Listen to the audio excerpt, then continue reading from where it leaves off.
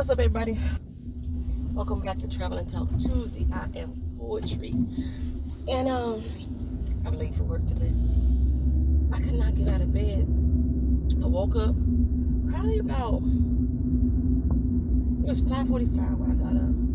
My alarm was supposed to go off at 6:15. So of course I was like, you know what? I'm gonna lay through this part and get up at 6:15. Damn it, right?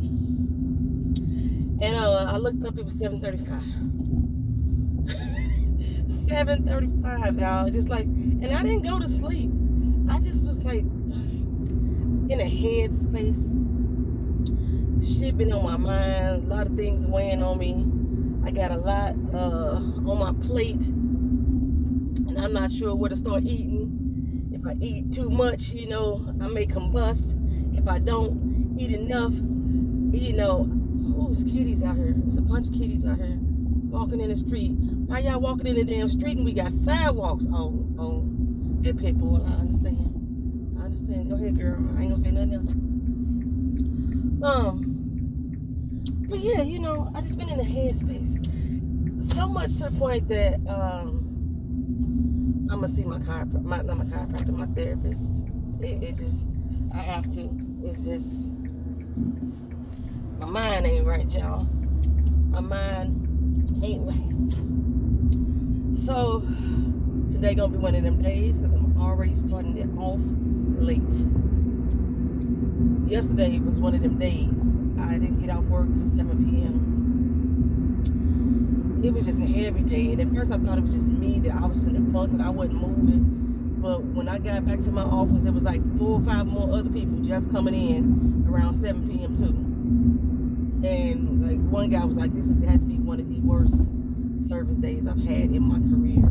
Okay, so I knew it wasn't just me, but I feel like it's just me. If y'all ever dealt with like depression and anxiety and shit like that, when things go wrong, sometimes it's beyond your control. Not beyond, but that is beyond your control.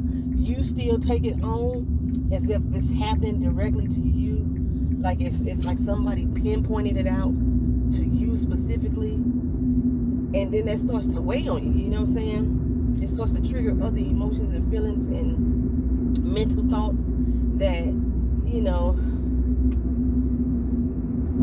really shouldn't be there. You know what I'm saying?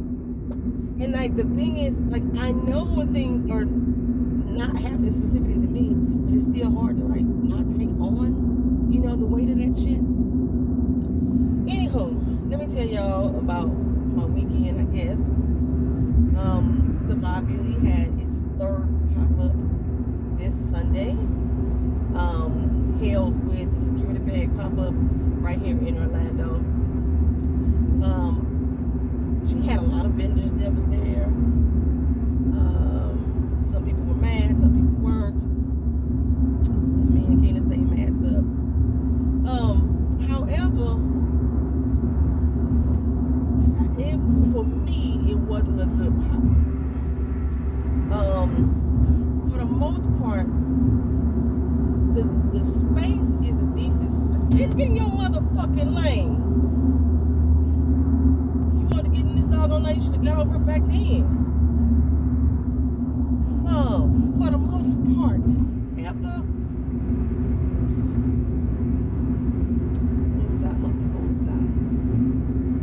for the most part, the location, the building itself, was able to accommodate the people that was there. Cool. It had this big ass fucking fan, y'all.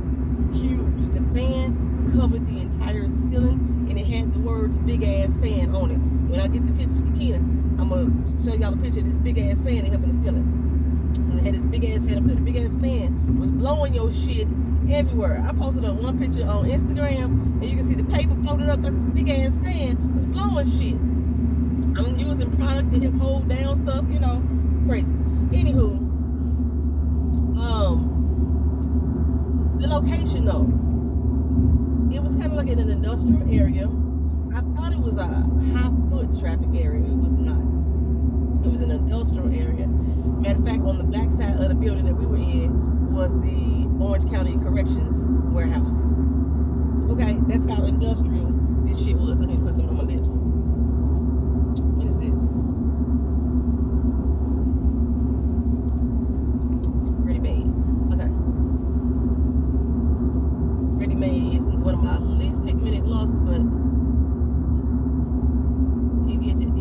feel of what you need. Okay, so it was like in a very industrial type of area where there was not a lot of foot traffic. So basically, in order for people to really come in or to know what was going on, you had to know about the event. It wasn't the probability of passerbyers was zero, absolutely zero. There was no foot traffic coming in. Matter of fact, majority of the other buildings that was around it was closed. But again, they were all industrial. But how this lady though, she does it, and she's been doing it for 2 years now, and she does it there once a month. But from what I gather,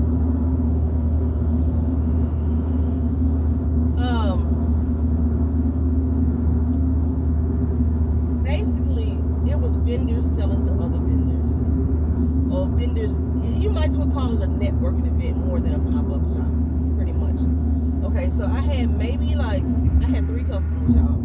The entire 2.5 hours, actually 3.5 hours. It was a time frame that we were supposed to be there. We were there pretty much 2.5, 2:45, 3 hours tops before we bounced out. 3 customers, so I didn't even make back the $50 fee that I spent on the booth space or the vendor space, which $50 wasn't nothing but a drop in the bucket. So I was like, okay, I can make that back, get 3, 4 cents. No, I didn't even make that $50 back. I'm gonna eat that, no problem. It's a learning experience. But being that I'm not from Orlando, or 2, being that I'm not from Orlando, I don't know that many people here. I haven't made acquaintances with that many people. The ones that I did make acquaintances with was mainly from work. One person from my job actually showed up. This person actually buys shit all the time at work. You know what I'm saying? I think she done spent almost over $100 with me just from work. So she showed up, bought her daughter some things. So there was the one person that I knew, and then 2 other people that I met. 2 other vendors bought something from me. And I ended up buying something from 2 other vendors. So basically the money that I made, because I only spent like $17. And so that half the money that I made, I spent back out with the other vendors. So what I'm learning about myself, and I was unorganized again, y'all. I was more organized than the time from Atlanta. I was more organized than from St. Louis. But I still did a lot of shit last minute. We still end up leaving stuff last minute, But overall, yeah, I wasn't sure like how much to take, how little to take. So I pretty much took 4 of everything that I was gonna take, except for the honey butter lip gloss. I think I took like 10 of those. But yeah, so now I got foot scrubs, body scrubs, facial scrubs, some new facial masks. Those are some of the new things that I added. I didn't even bother to bring out the men's line at all. I didn't bring out no new colors. I was like, let me really minimalize what's going on. Most of the people that was there, some of them wasn't even from Florida. So a lot of them didn't even have websites. So if I wanted to reach out and look at them later, I didn't have that ability. They didn't have websites. They only had what they had with them right then.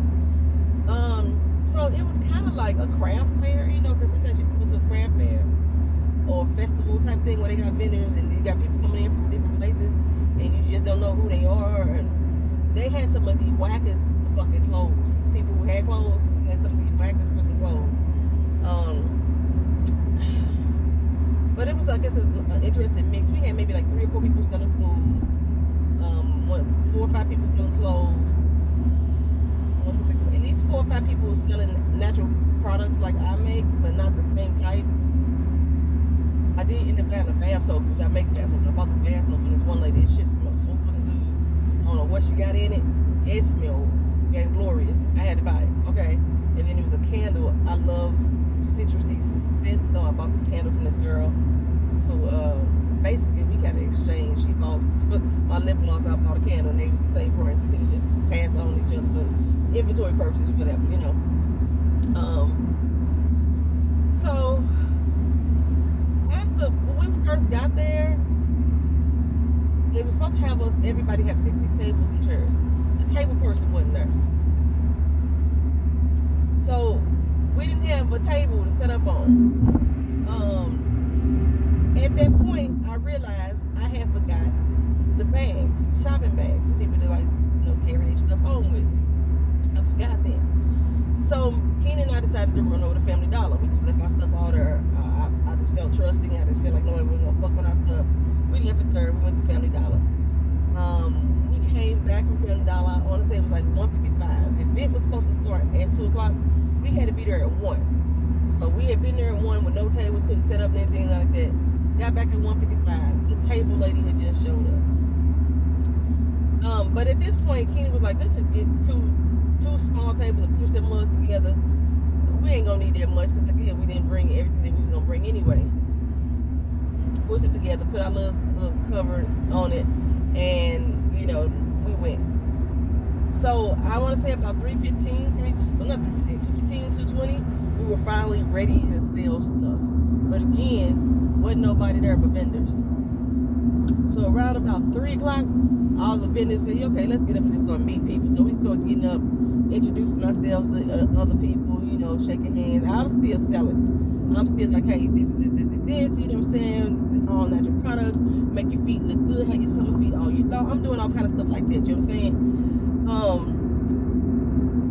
And, I was able to network with a few of the people. I think I'm going to use one of the girls to make me some more shirts, possibly. Because we only need like one shirt each for real.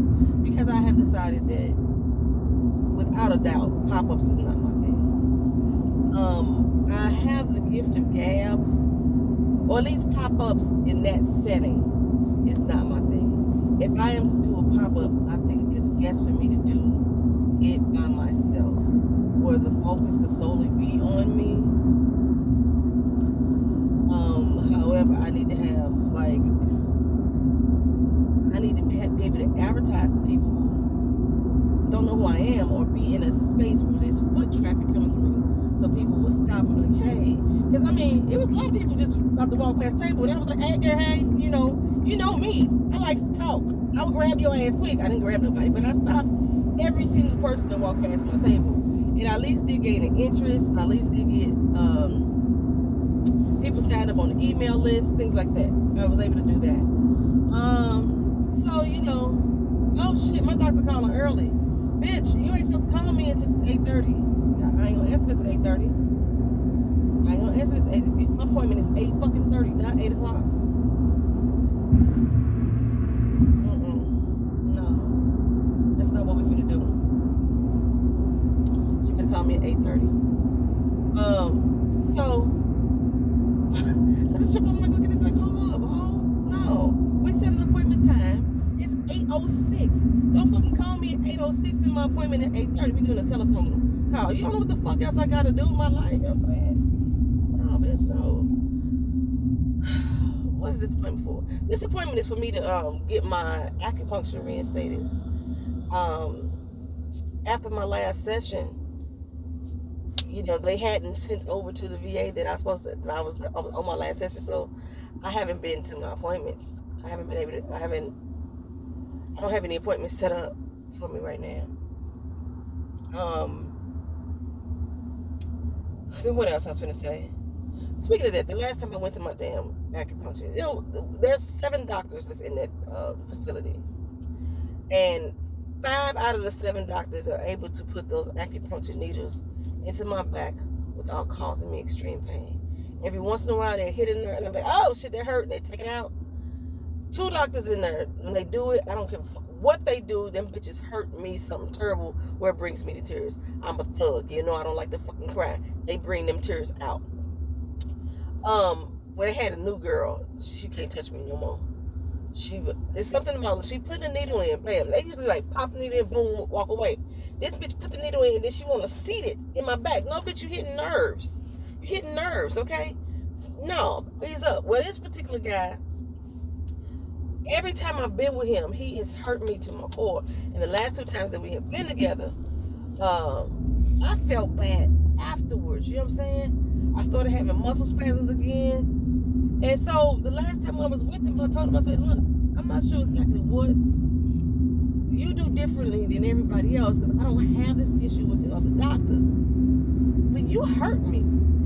Like, you know you hurt me because you have to bring me tissue during the middle of my session. And then you have to talk to me, calm me down, and yada this, yada that.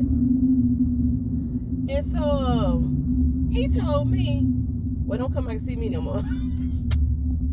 Well, actually, this is what I think this is, let me see if I can quote him exactly. He was like, only me, huh? No other doctor? I say, no. I say, they may hurt for a minute, but I have never left here and still been in pain when I leave home. And then I thought about the lady who came in and said that she ain't come back no more because they bruising her.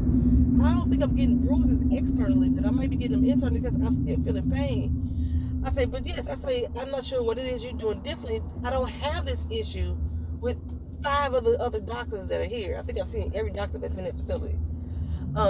He said, well, you the only person that's ever told me that. I said, well, shit, you the only one that hurt me like this. The other guy, he hurts. And when he does, when he puts it in, and I tell him that it hurts or it's hitting something, he don't want to take it out. He like, just breathe through it and it'll ease up. No, bitch, it ain't easing up. Take the fucking needle out. But I still have not went home and felt pain hours or days later like I do with this particular guy. So that's why I was like, you the only one that make me feel this way. And I just needed to express that. But there's something different that we need to do. Now, he was like, okay, so whenever you make your next appointment, make sure you don't choose me. I said, that is not a problem at all. At all. That was my last appointment though anyway. So I'm like, but I did tell the lady up at the desk, I was like, look here, if I come back to this motherfucker, they prove me to come back, don't put me with him. He already said he don't want to work with me, and I don't want to work with him. Nice, he was nice initially. That was the Asian doctor I was telling y'all about. They was telling me not to go back to my massage person because the massage person hurt my soul. Yeah, he seemed like he was a nice person. Up until this point, up until I told him that his work hurts my soul. And being he's the only Asian doctor up in there, I guess he feel like he should have the Chinese is it Eastern medicine? The Chinese medicine, you know, on board. It might be his doggone office, you know what I'm saying? It might be his practice. I don't know. But I know you hurt my soul, motherfucker. So, yeah. Dr. Jason is what they call him. I won't be going back to Dr. Jason. See you in the hallways. So, but as of right now, that's basically what the doctor's calling me for. Like I said, my appointment's not till 8:30. So, don't call me at 8 o'clock. My appointment at 8:30. So, what else I was going to say? I don't even know now. My move is coming up shortly, and I still don't have a place to move. And I'm at this point right now where I'm packing up anyway, the same way as I did in St. Louis. I don't know where I'm moving, but I'm moving. That's where I'm at mentally right now. If I have to sublet me an Airbnb until I find me another house to move to, then that's what I'm gonna have to do. I can't go back to another hotel that all me and Gina and the cat and the dog all in one room. And then the first time we did that, my mama was there too, so it was all 3 of us, the cat and the dog, in one hotel room. The hotel room was a pretty nice size, but we was there with each other, all in that one space, getting on each other damn near. At least they was getting on mine. Oh. So, if I have to sublet me an Airbnb until further notice, then I will have to do that until I can find me a place. But that's what I'm going to do. But I'm leaving that house. That I know for certain. I got to October 1st. And like I said, I want to buy. But again, the way that I left my house in St. Louis is not a guarantee that I'm going to get a loan. I feel it in my spirit that I am. I feel it in my bones. You know, good tidings are coming my way. I feel it. I'm going to take the C19 antibody test, y'all. It's people keep popping up with C19 all at work. I think my mother has it right now. So she didn't attend the pop-up. She's been locked in her room for 2 weeks, basically. Or at least for a week and a half. She got sick about 2 weeks ago. She started off with nausea, dry cough, then she had dizzy spells, then she had fever. And she's trying to attribute this to her diabetic medicine bullshit. She had to run. She had all kind of stuff. A different symptom almost every day. She's still getting dizzy. She's still battling fever back and forth. I haven't heard the dry cough in a while, so that's gone. So I was like, you need to get tested. Well, there was like, she's supposed to went to the doctor. The doctor drained her ear mucus, but she didn't get tested, which makes me believe that she didn't tell the doctor what all her fucking symptoms were. But it's all in my motherfucking head. That's what she telling people. I'm making shit up in my head. I think I know every fucking thing. I said that she got the C19, and I just don't know what the fuck I'm talking about. You know what I'm saying? However, she on in the internet WebMD and her damn self too. Now all of a sudden, it ain't her diabetic medicine, or she just ain't got mucus in her ear. Now it's another type of medicine that's causing all these symptoms. So she done figured shit out. And she was gonna go to the urgent care. I heard her tell somebody on Sunday, no matter what happened, I know she didn't go. So we was gonna go take the a home test, right? Because they didn't have any testing available. But the home test, if you ever take the C19 home test, you have to take one day and they get your results in 15 minutes, and then you take another one in 3 days, what have you. If you think you have been exposed for over 7 days, it's not going to work. The longer that the virus is in that person's system, the less likely that you're going to see positive results. That's what I heard. So, we didn't do that either. But, of course, Keena's been vaccinated. My mom's been vaccinated, which I'm thinking is why she's still, able to walk around better. But, like I said, she has been isolating herself into her room. And not been spraying the hell out the house with Lysol, and she hell I just spilled bleach all over the fucking kitchen the other day, and it's still strong. So I think I was gonna go get me the antibody test, because the antibody test will tell me if I've already had it, which I believe that I had before it first became like popular. I thought I had it in October 2018. People kept trying to tell me that, it's just climate change. I was like, no, I done moved all over the world. I know what climate change feel like. This ain't climate change. And for almost 2 to 3 months, I was sick. Keena was sick. My mom was sick when we first moved her to Orlando. And then later that year is when they decided it's a C19 out here. I was diagnosed. Remember I told you I kept getting all kind of medications. I got respiratory infection, bronchitis infection. Why is she steady calling me early again? It is 8:15. It's the doctor again. You better call me at 8:30, heifer. So, yeah, issues with that. Been having issues with that. So, yeah, the antibody test will tell me if I've had it already. And if so, then the vaccine is not going to be required for me. I've heard that if you already have the antibodies in you, you take the vaccine, they kind of like work against each other. It doesn't like boost it up or nothing like that. So, yeah, I'm gonna do that probably Thursday.